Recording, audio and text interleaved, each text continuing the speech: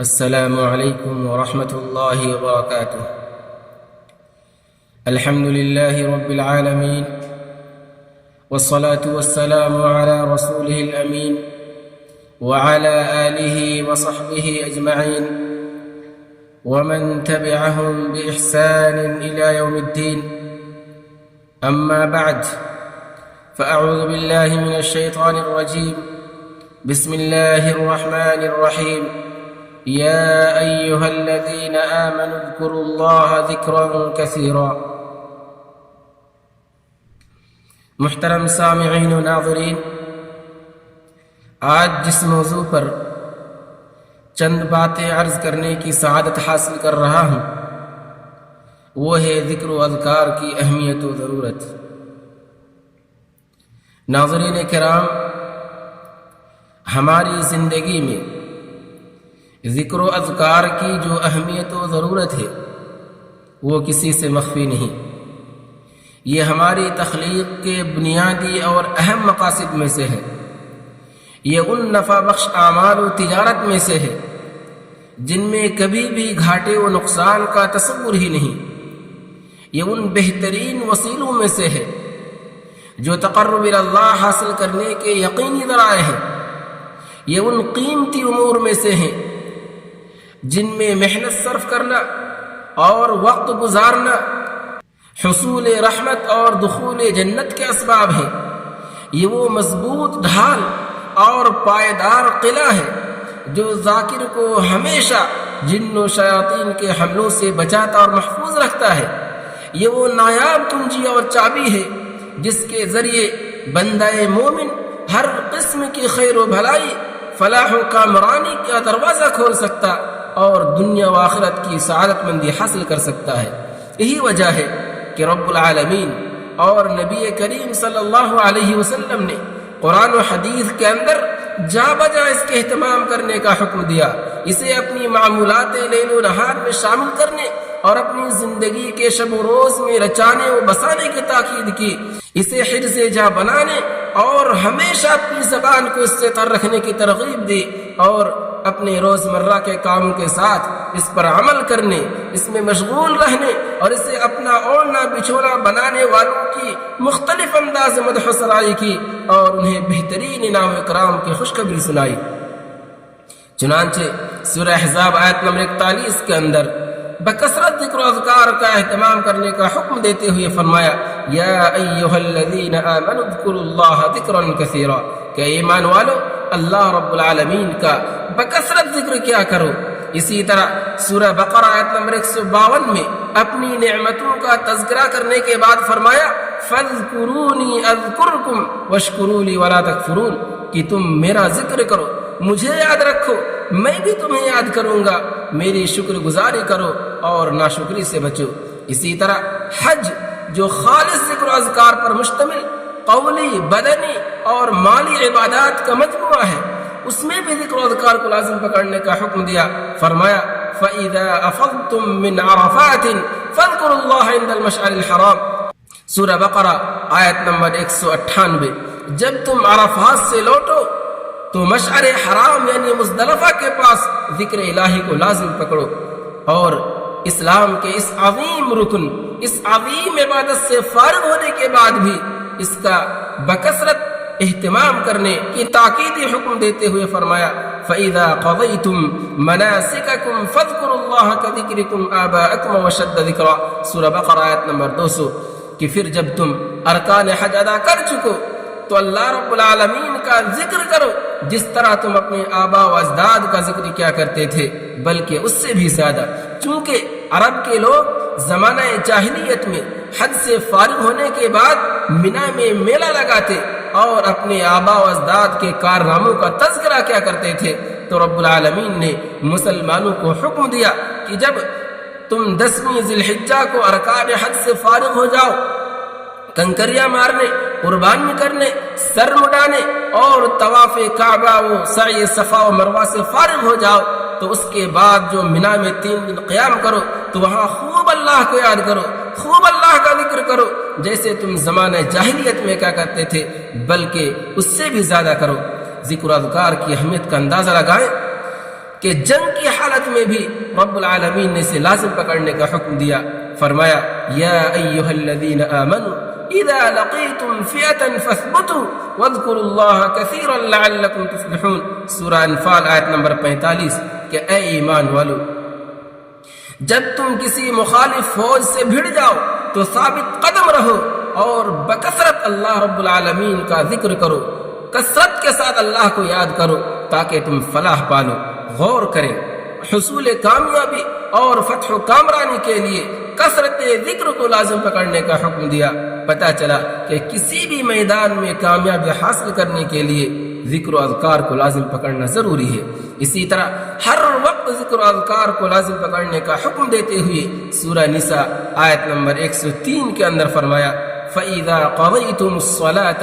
فَاذْكُرُوا اللَّهَ قِيَامًا وَقُعُودًا وَعَلَى جُنُوبِكُمْ کہ جب تم نماز ادا کر چکو تو اٹھتے بیٹھتے لیٹے ہر وقت اللہ رب العالمین کا ذکر کرو. اور سورہ جمعہ آیت نمبر 10 میں فرمایا فَإِذَا قُضِيَتِ الصَّلَاةُ فَانتَشِرُوا فِي الْأَرْضِ وَابْتَغُوا مِنْ فَضْلِ اللَّهِ وَاذْكُرُوا اللَّهَ كَثِيرًا لَعَلَّكُمْ تُفْلِحُونَ کہ جب نماز ختم ہو جائے،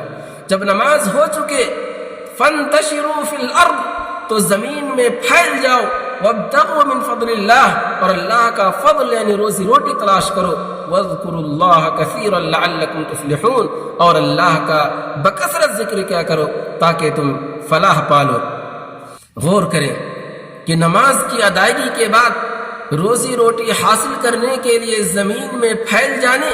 اور بکثرت ذکر و اذکار کو لازم پکڑنے کا حکم دیا جا رہا ہے. پتہ چلا کہ صرف نماز پڑھ لینا، روزہ رکھ لینا اور دیگر فرائض کی ادائیگی کر لینا ہی کافی نہیں ہے، بلکہ مکمل کامیابی حاصل کرنے کے لیے ان کی ادائیگی کے ساتھ ساتھ نوافل اور ذکر و اذکار کو بھی لازم پکڑنا پڑے گا. کتنے لوگ تو ایسے ہیں، بلکہ ایسے لوگوں کی کثرت ہے جو اپنے فرائض ہی کو ادا نہیں کرتے ہیں، تو اندازہ لگا لیں کہ ان کا حشر کیا ہونے والا ہے. اسی طرح اس آیت سے یہ بھی پتہ چلا کہ عبادات کو انجام دینے اور ذکر و اذکار میں مشغول رہنے کے لیے روحانیت اختیار کرنے کی ضرورت نہیں ہے. کسی کونے میں بیٹھ جانے اور دنیا و مافیہ سے کٹ جانے سے کام چلنے والا نہیں ہے.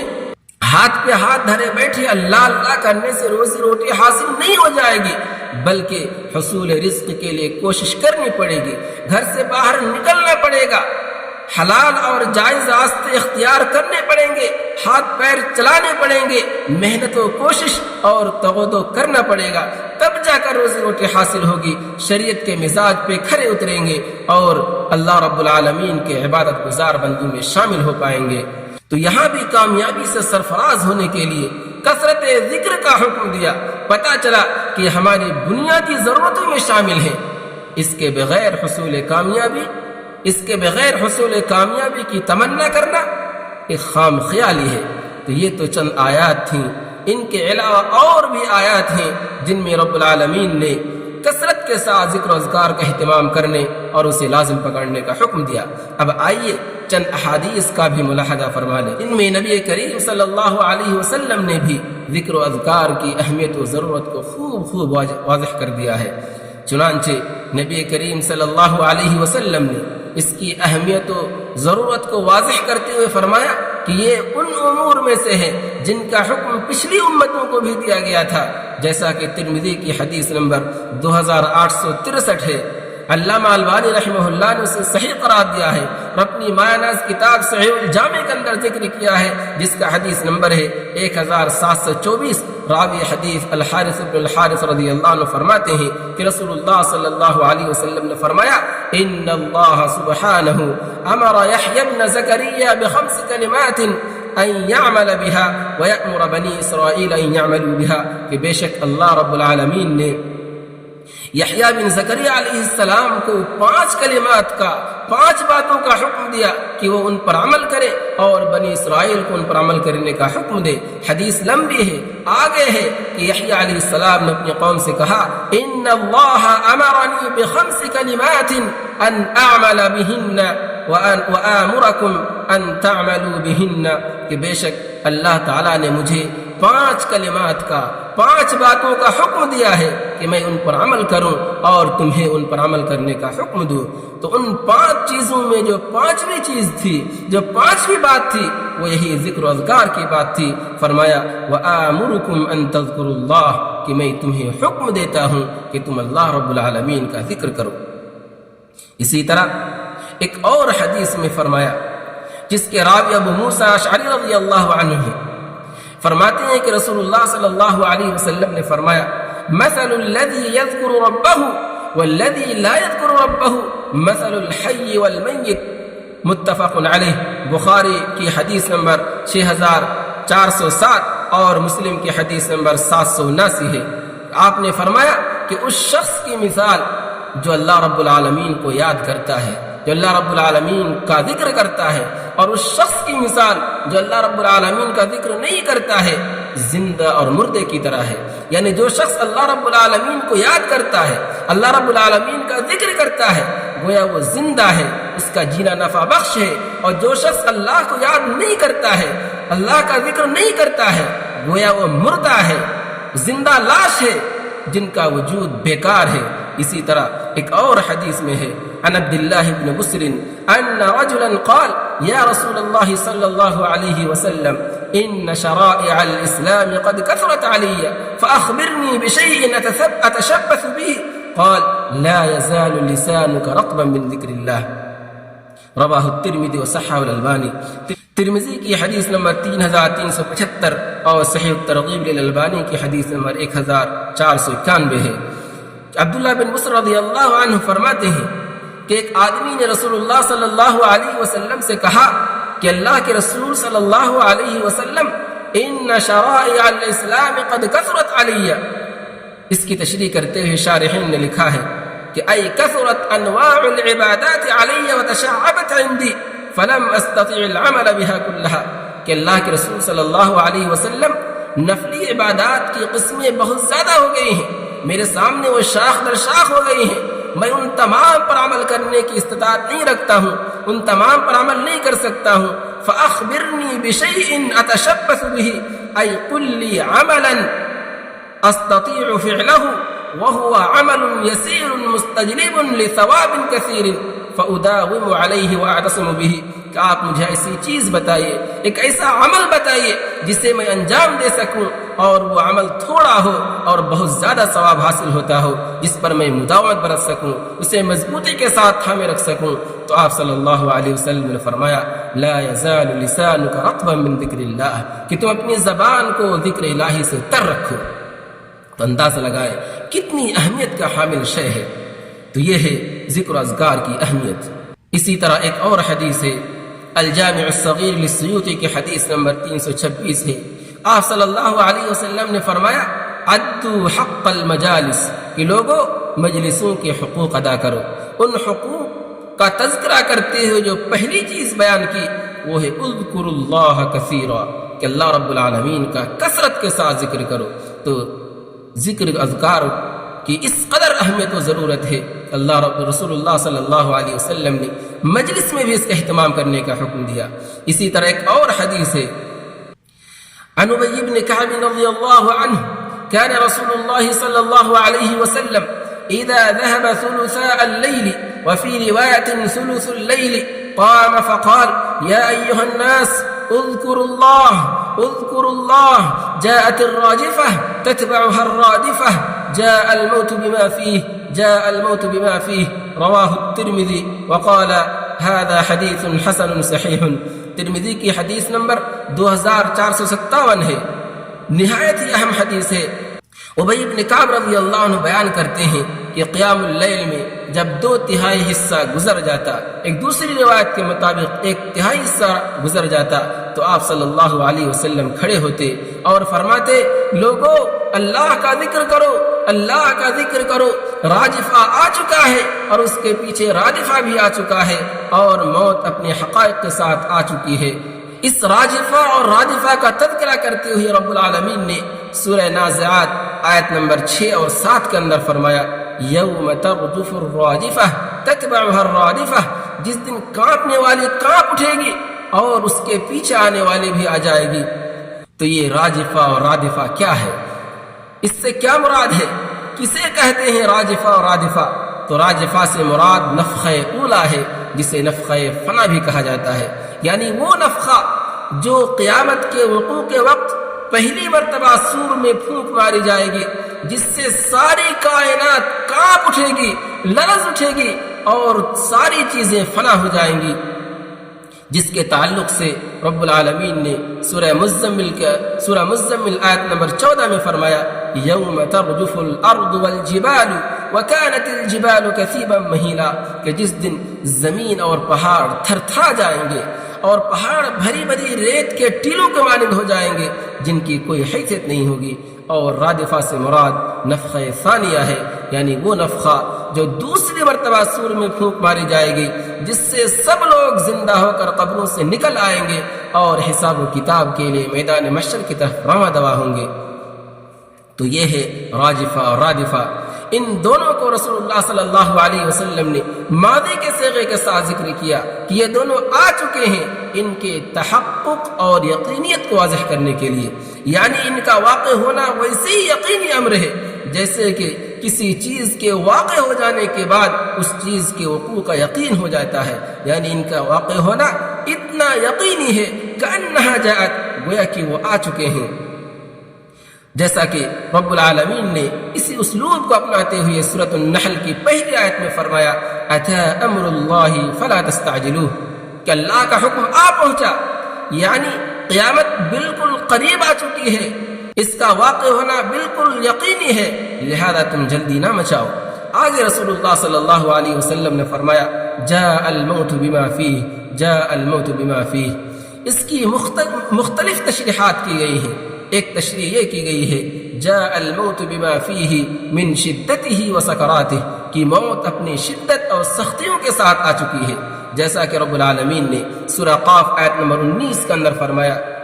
وجاءت سکرۃ الموت بالحق، کہ موت کی سختی حق لے کر آ پہنچی۔ اور عائشہ رضی اللہ عنہ بیان کرتی ہیں، جیسا کہ بخاری کی حدیث نمبر 4449 اور 6510 ہے کہ رسول اللہ صلی اللہ علیہ وسلم اپنی موت کے وقت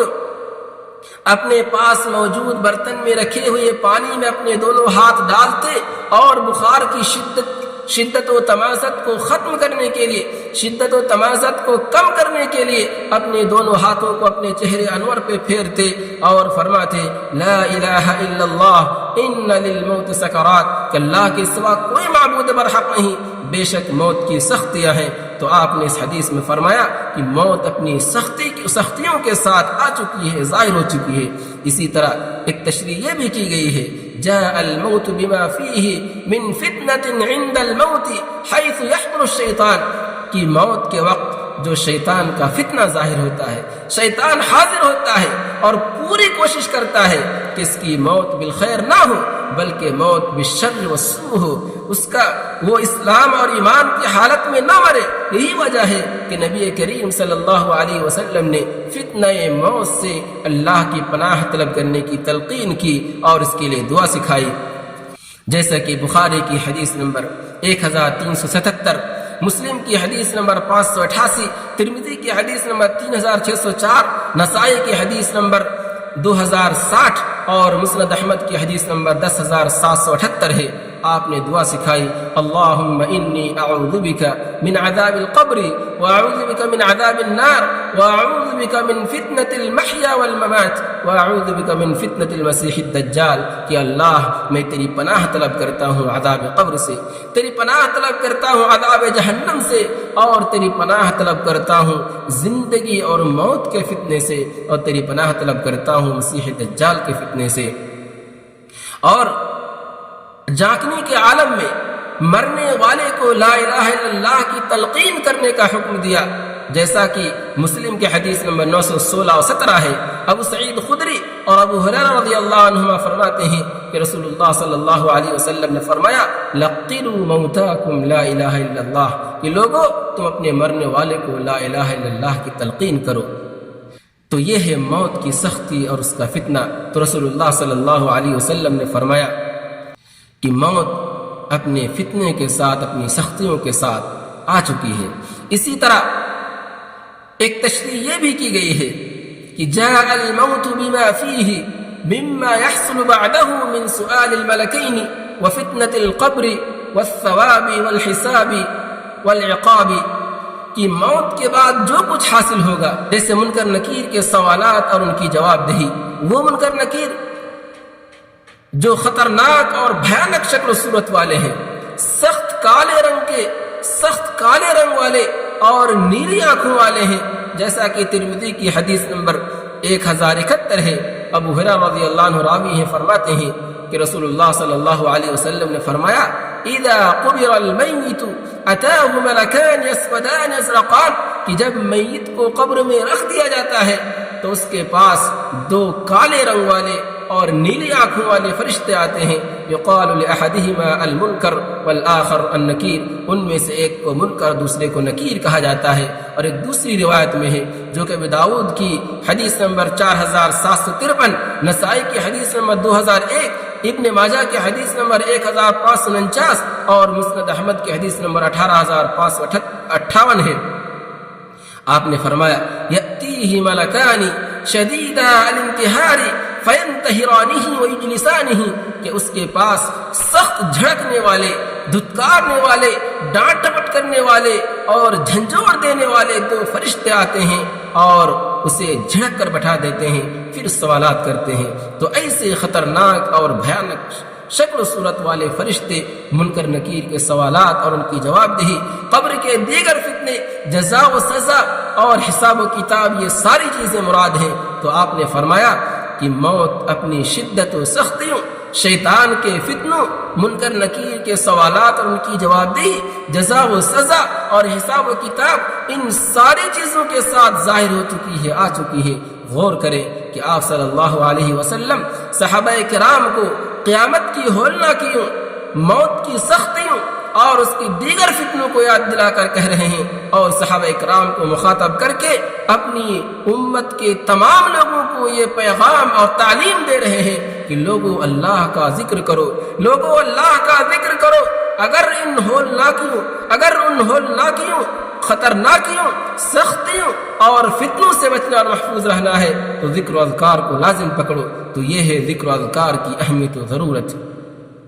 تو رب العالمین اور نبی کریم صلی اللہ علیہ وسلم نے ان آیات و احادیث میں اور ان کے علاوہ دیگر آیات و احادیث میں کثرت کے ساتھ ذکر و اذکار کا اہتمام کرنے اور اسے لازم پکڑنے اور اس سے اپنی زبان کو تر رکھنے کا حکم دیا۔ کیوں؟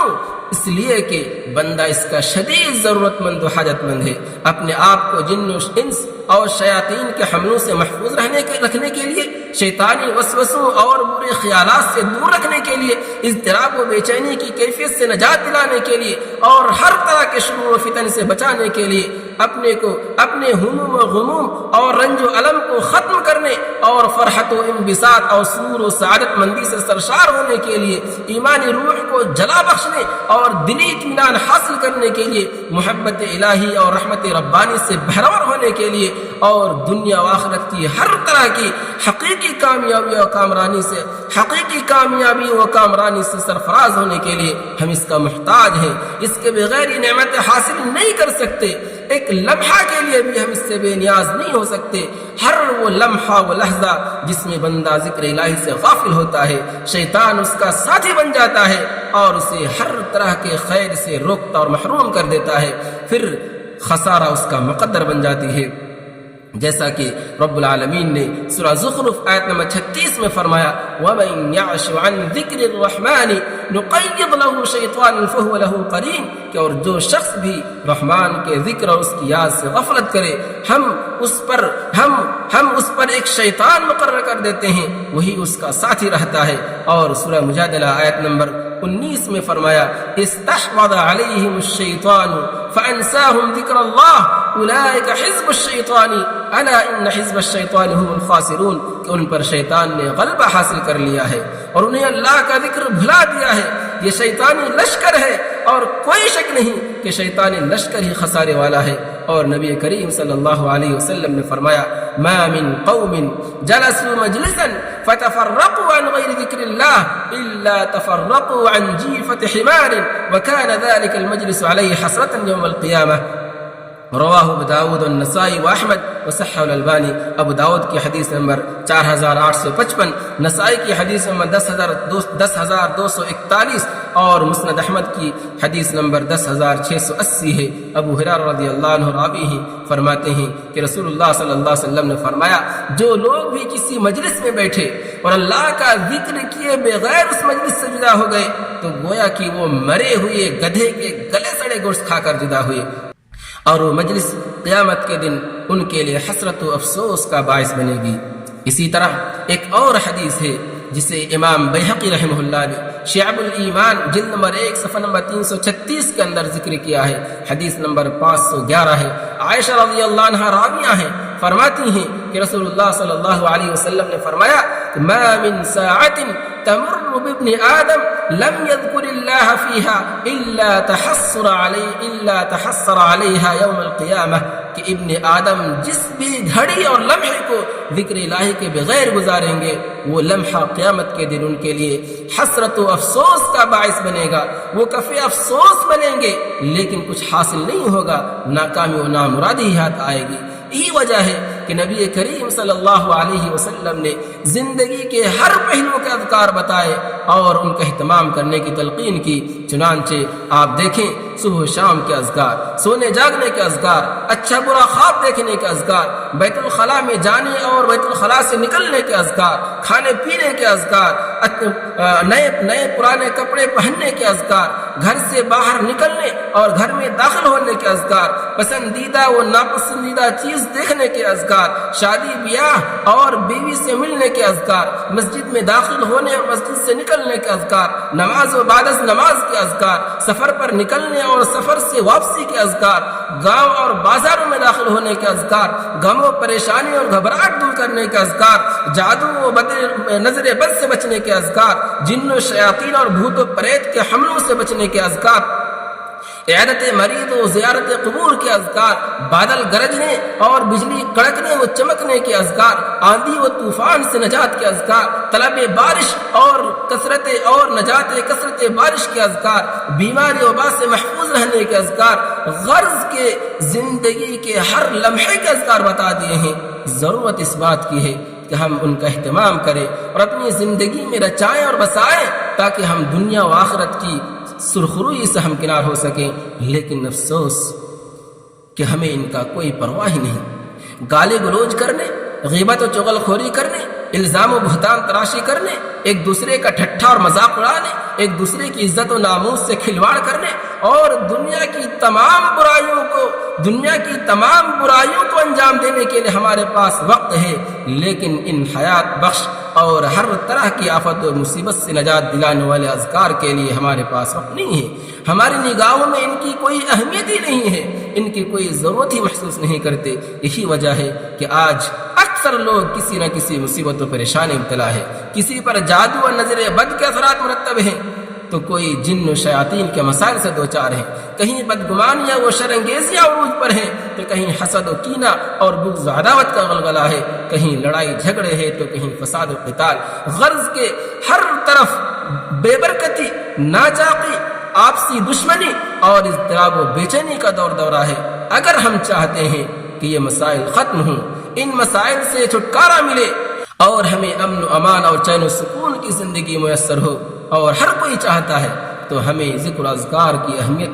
اہمیت و ضرورت کو سمجھنا ہوگا، ہمیں ان کا اہتمام کرنا ہوگا اور اپنی زندگی میں رچانا و بسانا ہوگا، تب جا کر ہمیں امن و سکون کی زندگی میسر ہوگی۔ اللہ رب العالمین ہمیں ان کی اہمیت و ضرورت کو سمجھنے اور ان سے ہمیشہ اپنی زبان کو تر رکھنے کی توفیق دے، آمین۔ وآخر دعوانا ان الحمد للہ رب العالمین، والسلام علیکم ورحمۃ اللہ وبرکاتہ۔